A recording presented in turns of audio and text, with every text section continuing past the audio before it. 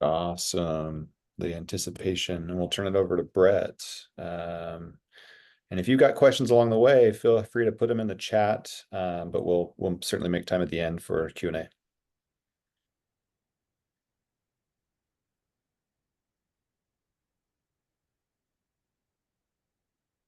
Brett, you're muted.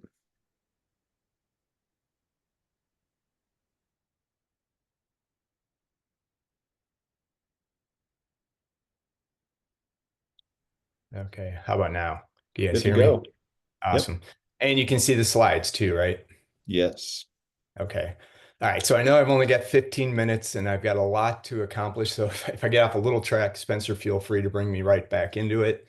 You got it. Uh, Definitely got time at the end for Q&A. But I wanted to kind of share this entire framework because Hannah had mentioned in her back and forth with me that you guys like the tools and the framework. So everything you see here, I've got PDFs at the end that you guys can use, but I really just want you to get kind of the concept of, kind of something that I've been developing over 30 years, and hopefully you'll find it useful. But yeah, don't hesitate to raise hands, ask questions as we're going through this process, please.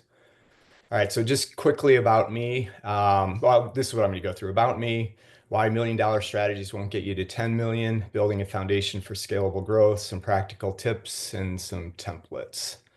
Um, so me, 25 plus years in corporate America, mostly in go-to-market. I was sharing with our breakout group that I would say my claim to fame is I worked for the same chief revenue officer slash SVP of sales at 4 different companies. And what was unique is he hired me into whatever position was available within the organization at the time. So one company was a large account management, now called customer success.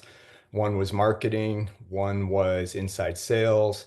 But basically, my day job was to help him build or rebuild whatever we were doing, and sales ops and revenue ops was kind of the backbone. So I got a unique look at all the different customer-facing functions, what worked internally when they work well together, and more importantly, what didn't work, right? And that's one of the biggest causes, especially the bigger companies, you can overcome that friction, but smaller companies, if you build it the right way, you can better align with customers than what I would say these big corps did.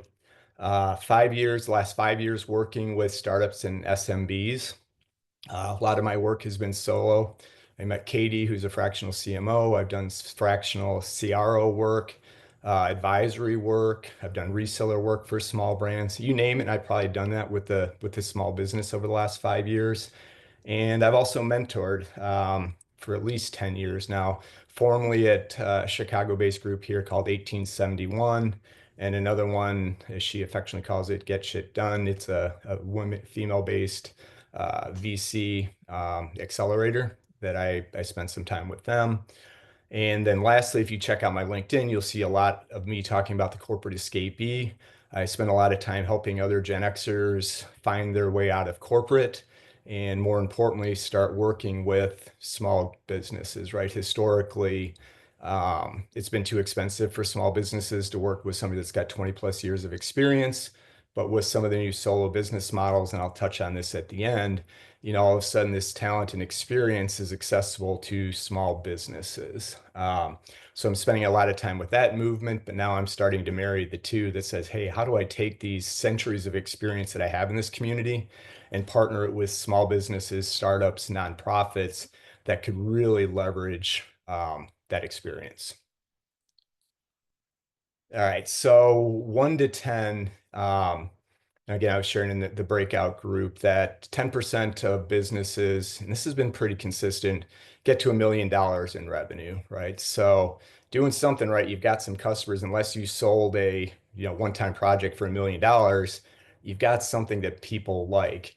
But the number of companies that actually get to 10 million is less than 1%. And if it's a SaaS company, it's like 0.4%. So where I've been focused on is why is there this gap? If you can get to 1 million, you should be able to get to 10 million. I know I make that sound super easy, but the fact is I do believe that there's an execution error within that. And what I tried to capture with this graph is kind of that inflection point of the 500 to 1 million. What I've found, again, not deep research, but just companies I've worked with, other folks that I've consulted with, is you can get to that $1 million mark usually as a founder or a CEO through one-on-one networking, leveraging your network, getting to that point, maybe some referrals. But really, to accelerate that growth, you've got to go from the one-to-one to the one-to-many, and that's a challenge for a lot of businesses. Two, the other challenge I see with it is either owners or CEOs are too afraid to pull the trigger on investments. And at some point, as the owner, you're at capacity, right? You're doing the sales job, you're managing everything else. And if you make that wrong hire, and again, not to be scary, but it could be an 18-month decision. And almost every owner I've met with says, I need to hire a head of sales. Maybe, maybe not. It's usually not the first hire you need. You need people to better understand and create awareness about your product, etc. But the reason I say that is think about it, if you're hiring somebody, if you're a head of sales, it's probably at least a six-figure investment. And if it's not the right person, it's a 12 to 18 month error, right? By the time you figure it out, by the time you start to make changes, by the time you get somebody new, that's expensive and it costs a lot of time, especially when you're at that revenue. I also see folks invest in technologies that they're not ready for. I just talked to a small regional physical therapy group. I think they've got 8 locations. He just bought the enterprise version of HubSpot. Like you didn't need HubSpot at that point in time. You weren't ready. So I think there's where they're making the investments. A part of that challenge is who do you ask, right? Now, maybe within this group, it's good. You got some other experts that can help you and help guide through the process. But what I find is a lot of the times it'll paralyze them. They won't make any investments and they just kind of get stuck at that half million, $1 million mark, burn out, run out of cash, whatever it is. But if you can cross through that threshold, then the scaling, I don't want to say it becomes easier because everything's relative, but I think there's some ways to, kind of eliminate some of that friction. All right, so this is an eye short, and this is my non-consulting approach to help visualize what your organization could look like and how to break it down. And the way I look at it is there's two components to it. It's the alignment, and I'll go into a little more detail in a second, and the execution. So on the alignment, a lot of the times, and especially, and I've been in the small orgs, right, where you're chasing all the dollars, you're chasing the shiny objects, but you really don't align around, what is the mission of the organization, who you're serving, who is your ideal client, right? What are you serving, and then how do you serve it? So we think about what you're serving is it's the offer, and how you serve it is your model, right? Is it inline, online, in person? So all of these, it seems simple, but the number of companies, and I would ask you guys to go through your own companies and say, are you really in alignment with all this? Can the organization, if it's one, two, 10 of you, tell the same story? Does everybody know who you're going after? Does everybody know why you're going after them, right? I like to get companies grounded in this, and some are closer than others, and this is a bigger exercise. Part two is the execution. I think we overcomplicate this sometimes. And again, if you look at big orgs, you'll see the silos, right? There's lead gen, then there's marketing, then there's sales, and then there's onboarding. And we used to have customers tell us that, it felt like a handshake organization because they got handed off every time they went from one group to the next. And it just doesn't create a good experience for the client. It's really hard as you guys have limited revenue or assets at this time to get people through that process. So I like to break it into 3 parts. And again, I'll give you a little more detail in a second, but think about it from a connect, enable, support. So how do you connect with your ideal customers? Do they even know you exist? Is the only way you exist is you're having a conversation with them? So it's how do you start to branch out? Are you doing it through partners? Are you doing it through marketing? Enablement, is a big one. I think if you come from a big company at some point, you always talk about sales enablement. I like to flip that switch and talk about buyer enablement, and then customer enablement. So we'll talk about that in a second. And then support. It's never too early to start that closed loop process. If you have one customer, two customers, 10 customers, is there a feedback loop coming back, even if it's the same person, to what's working, what's not working well with your client base? So, I mean, again, too often we get so excited chasing new customers. We land the new customers, we either throw it over the fence or we're on to the next customer without really taking care of the ones that we have. So that's why I break it into 3 groups: connect, enable, support, and you can start to build out from there. So aligning your organization, again, you can see this. I won't spend a ton of time with this since I've already talked about it, unless anybody's got questions. But it's really just creating, the messaging and positioning within your business. And I've got a worksheet that I'll show you later. But at the simplest level, it's what is the problem you solve? That is one thing that I work. If you're a solo business, all the way to a small business, what is the problem that you are solving for that customer? Because if you start with the problem, it's easier to articulate.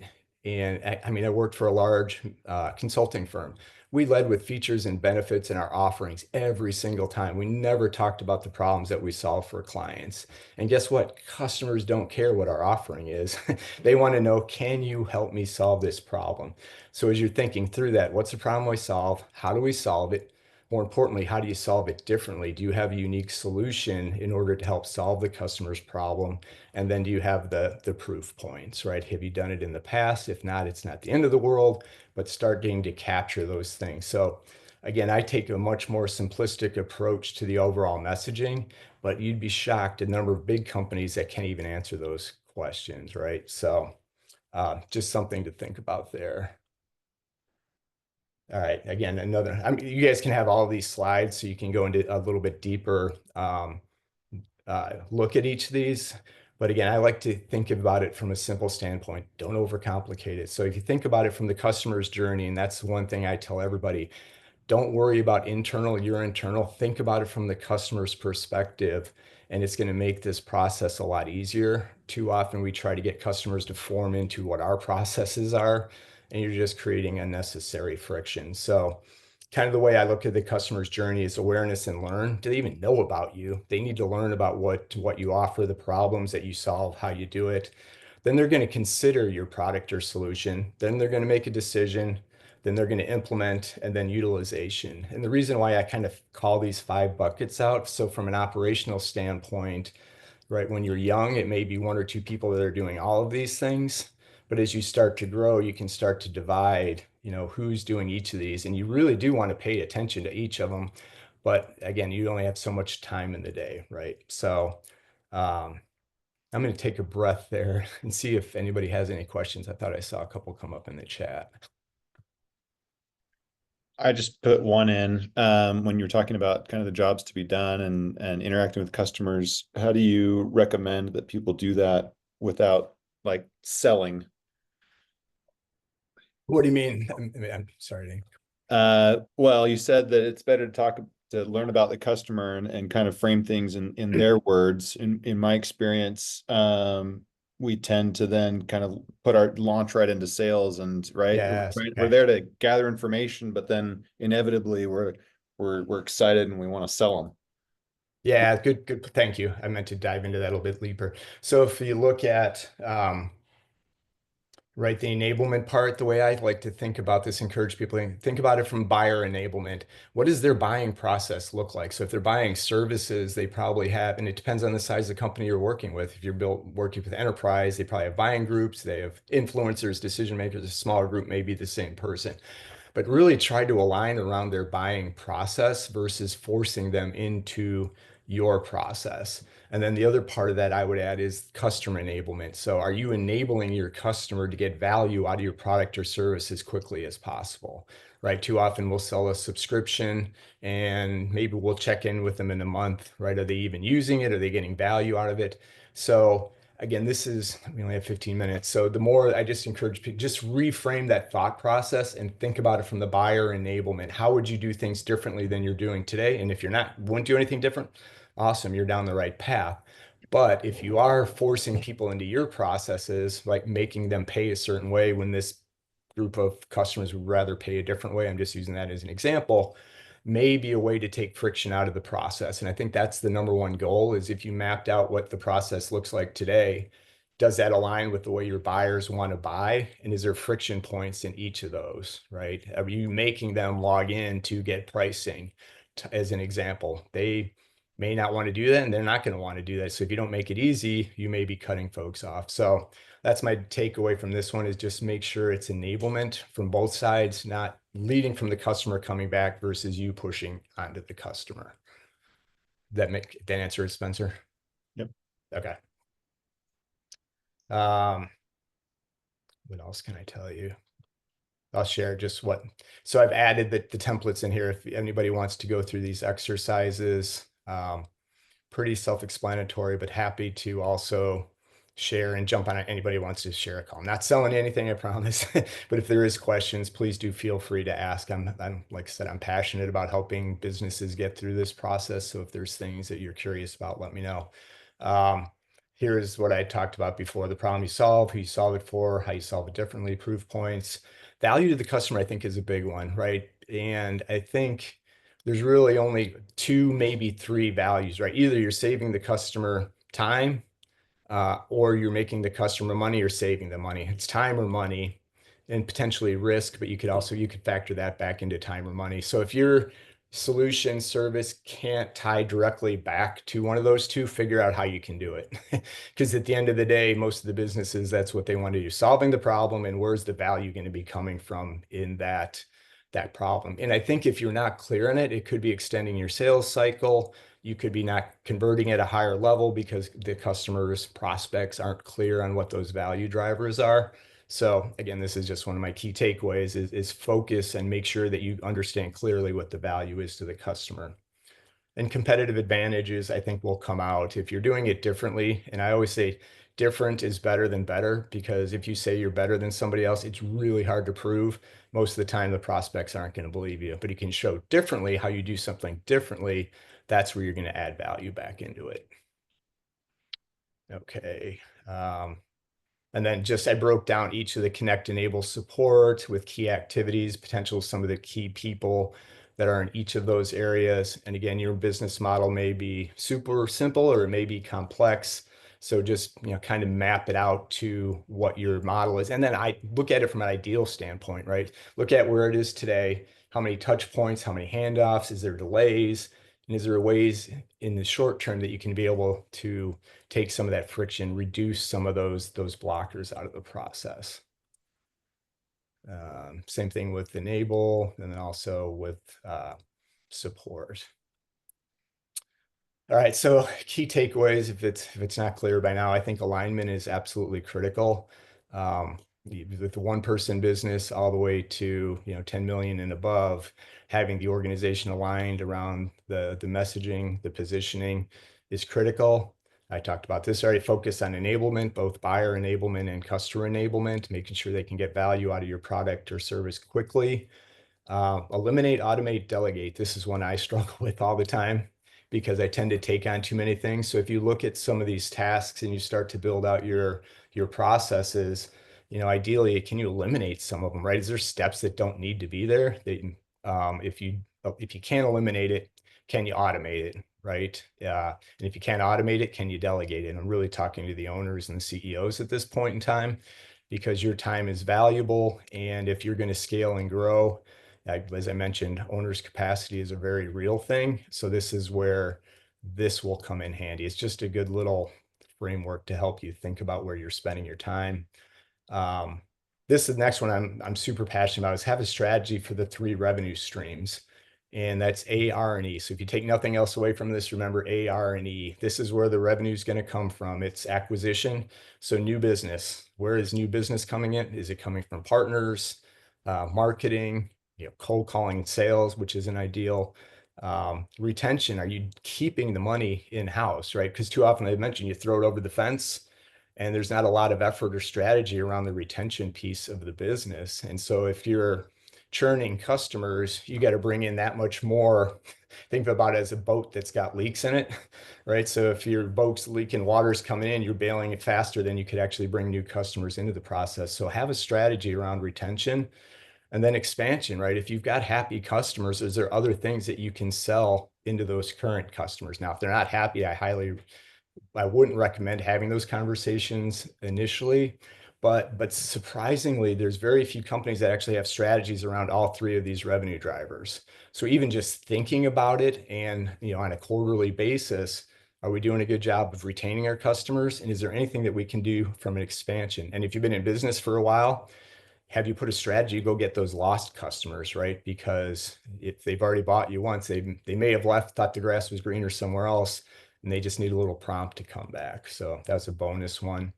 And then the last bit that I'll leave you with is leverage new staffing options. I know I've already referenced Katie once, the chief fractional officer, but there's more. When I started this 5 years ago, fractional wasn't a thing. People were kind of doing it, but you had to think about it from a freelance standpoint. But now you've got fractional. Um, and the way to think about fractional is it's somebody that's coming in as a leadership position within your company, but on a part-time basis.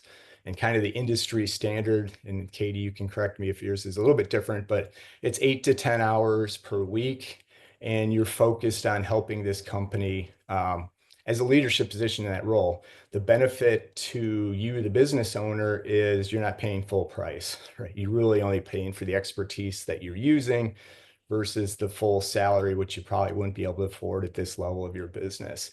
But beyond that, there's also other opportunities to bring in some folks as a consultant. Maybe you have a certain project that you need done, advisory work. It's sometimes has a negative connotation, but maybe you just need somebody in sales and marketing to bounce some ideas off for 3 to 5 hours per week.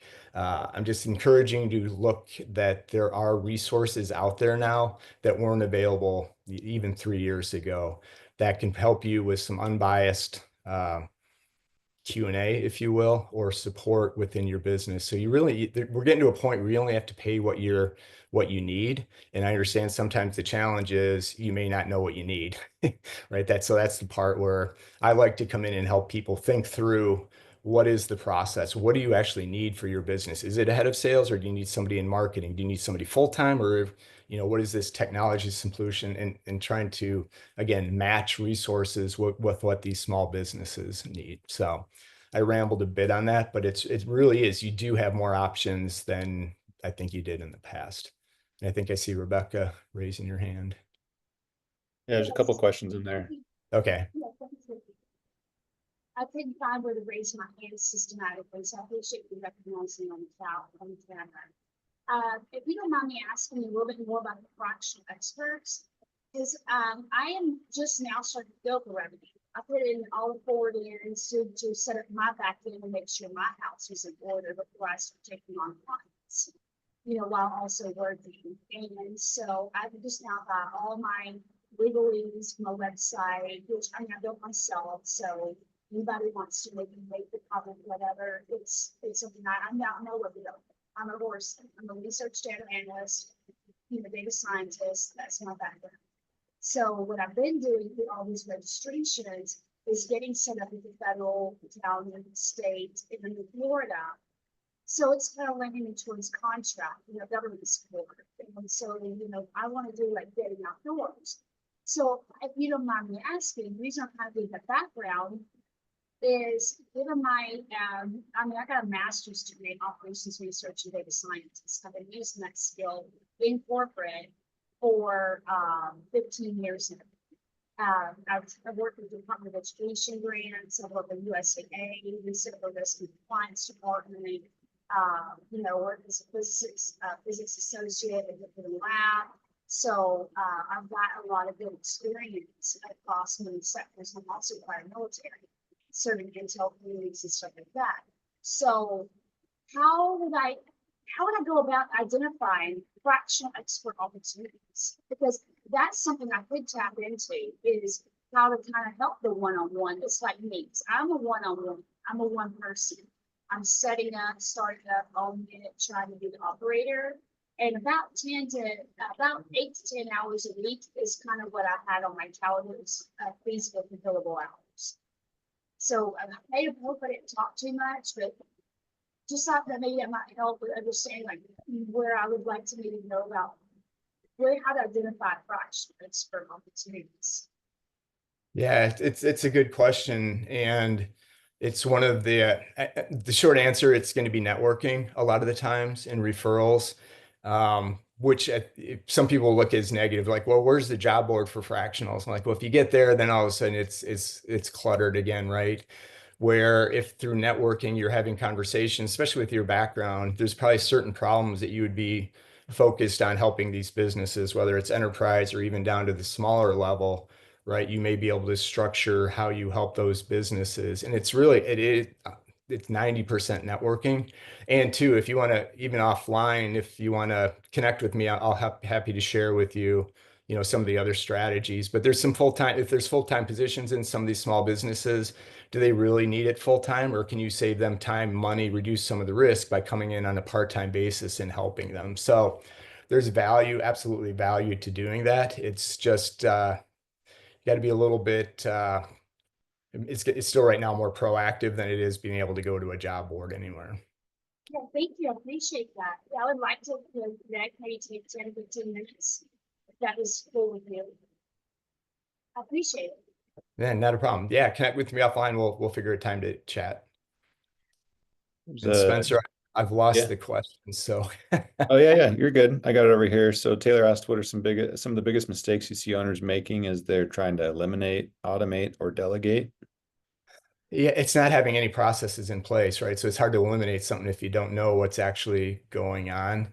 And it's funny, I grew up kind of in the operational side of the business, but now I've become more of the I don't want to call it the dreamer, but more the visionary. And so less with the dotting of the I's and the crossing of the T's, but having a good understanding what your process is. And I think just using that simple framework to identify where in your organization, because as we grow, a lot of the time you know where everything and how everything happens. But if you had to explain it to somebody, could you easily do that? So I think if just mapping, even if you just start around the customer's journey through that and understand the touch points and who does what, then you could start to figure out, wow, do we really need 3 people to provide a quote on this business? Maybe you do, maybe you don't. I'm just using that as an example. So I think at least having a high level look at what your process looks like would be a great start to that. Awesome. Any final questions? Come off mute if you've got a burning question. Brett, what are some of the software tools that you would suggest companies use to either map their process out or whatever the challenges are that you discussed? What are some software tools you suggest? Honestly, I'm not at this stage. I don't even know if I would use the software. I know there's tools, but I just use a simple I'm going to say it's not Excel. I've used Excel in the past, but even just, God bless, I'm drawing a blank. Was that Taylor that answered that? Yeah. Yeah, yeah. Honestly, I'm more of a Word document type of, level 1.1. And, I spent a year and a half in consulting, so I kind of borrowed from that process. But interesting, what I found is when I initially left consulting, I wanted to go 3 levels deep with the smaller organizations. And that was a mistake, right? Level 1.1.2. No, it's really just, hey, can you map out these 5 boxes in Word and then identify below, right? What are the key tasks? There is mapping software and other things out there, but I think initially, at least the businesses I've worked for, they're not, they're, that would be a big jump. Thanks. Yeah. Simplicity makes sense. I'm a big believer in keep it simple for sure. What is it? The Pareto principle is your friend, right? 80-20 rule is so true, right? If you can just get 3 or 4 of those things, 80% of the value for 20% of the effort, but yet we a lot of the times want to over-index and try to get to 99% in one area when we'd be better off just become really good on the other 4 areas. Brett, question for you. Yeah. Is there a good, it looks like honestly these PowerPoint slides you can kind of just work through and kind of think through and start writing some things down. Is there anything other, assets either that you have or a book or a workshop that you'd recommend? There's a book I would recommend everybody. I think there's 2 books that I really like, and I don't know if anybody's familiar with Dan Sullivan, kind of the godfather of small business consulting, but he's got a book called Who Not How.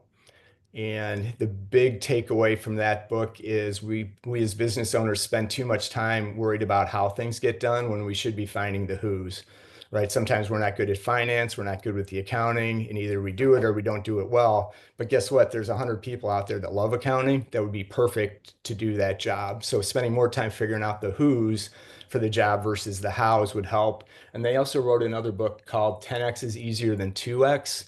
And I don't know if this was impactful for me just because when I exited corporate, everything we talk about is how do we just squeeze a little bit more out of it and how do we double it? Most of the time, that's just adding more time. But if you rethink and try to 10x your business, it makes you rethink the way you approach the problems.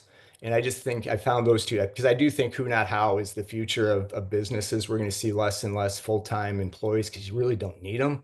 And then two, getting you out of maybe the traditional line of thinking, the 10x is greater than 2x. And if anybody else has any other wants others, I've got a whole list of other books that I can provide outside of this as well.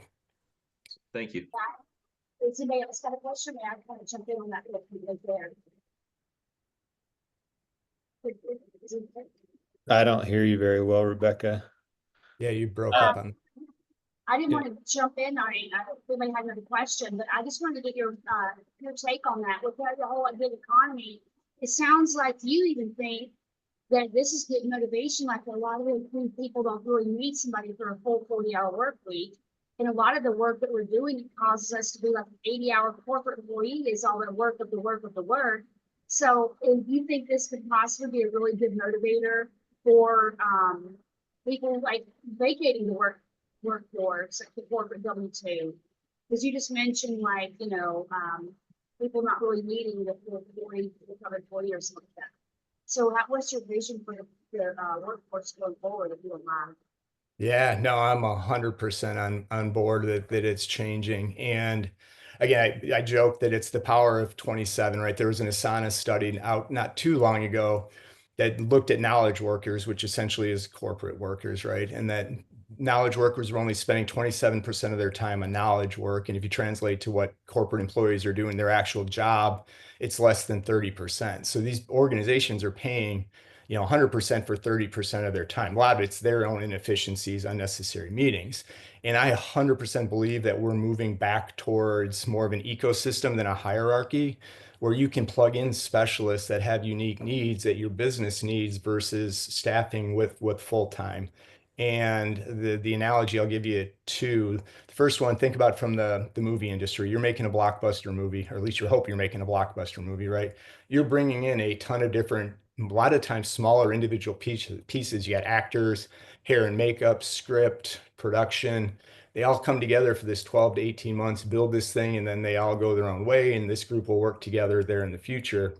And the other way I think about it is if you've seen the movie Ocean's 11, right, where George Clooney wants to rob the casino, he hires 10 other people that had specialties to help them pull off that job. So again, I think we're a long way from corporate America being able to leverage resources like this, but I think small and mid-sized companies will absolutely be able to take advantage of it. So hopefully, Rebecca, that answers your question. But yeah, I'm passionate that we're heading in a new direction.